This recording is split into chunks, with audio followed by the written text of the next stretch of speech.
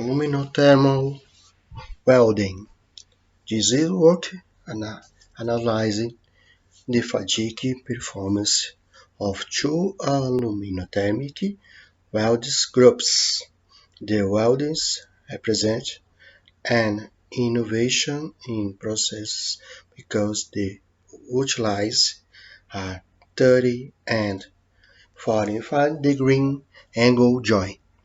The welding evolution was performed according to recommendations from NBR 11459 standard Trilo Vignal Souda definition of fatigue strength, fatigue resistance evolution, and international standards and 14730 2003.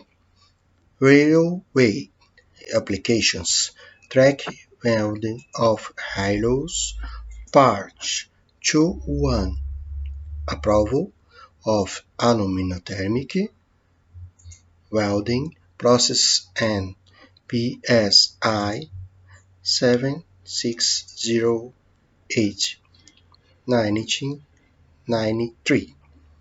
Code for fatigue design and assessment of steel structures. The welding analysis includes 4 points: bending fatigue tests, metamorphic analysis, hardness tests, and analysis. The 45-degree angle joint show better performance than 30-degree for pulse geometries. The fatigue tests sometimes are similar or superior in comparison to conventional welding in literature.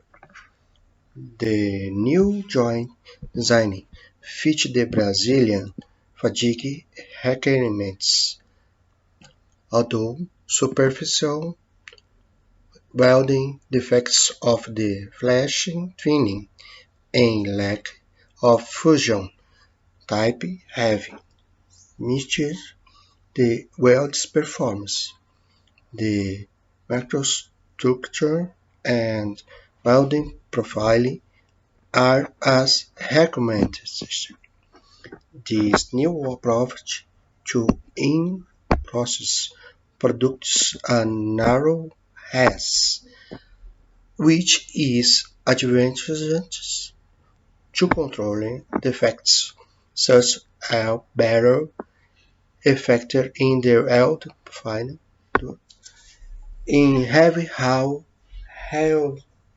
railroads, monotonic and has great potential to be a new welding technique applied to group maintenance of